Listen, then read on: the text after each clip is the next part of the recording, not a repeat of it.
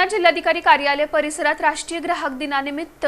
लावण्यात आलेल्या स्टॉलचं उद्घाटन जिल्हाधिकारी कुमार आशीर्वाद यांच्या हस्ते फीत कापून करण्यात आलं। राष्ट्रीय ग्राहक दिनानिमित्त जुन्या जिल्हाधिकारी कार्यालयाच्या बहुउद्देशीय सभागृहात विविध शासकीय विभागांच्या योजनांची माहिती नागरिकांना व्हावी यासाठी लावण्यात आलेल्या स्टॉलच्या उद्घाटन समारंभाला अप्पर जिल्हाधिकारी मोनिका सिंह ठाकूर, जिल्हा पुरवठा अधिकारी संतोष सरडे, जिल्हा अन्नधान्य वितरण अधिकारी ओंकार पडोळे, ग्राहक तक्रार निवारण आयोगाचे अध्यक्ष प्रमोद गिरी गोस्वामी, सदस्या श्रद्धा बहिरट, ग्राहक तक्रार समितीचे अध्यक्ष शशिकांत हरिदास, सदस्या शोभना सागर, सीमा होळकर, विविध शासकीय विभागांचे अधिकारी उपस्थित होते। या प्रसंगी अप्पर जिल्हाधिकारी मोनिका सिंह ठाकूर, जिल्हा पुरवठा अधिकारी संतोष सरडे यांनी आपलं मनोगत व्यक्त केलं। राष्ट्रीय ग्राहक दिनाचं औचित्य साधून जिल्हा पुरवठा विभागाच्या वतीनं ग्राहक जनजागृतीसाठी सिद्धेश्वर प्रशाला तसंच NCCचे विद्यार्थी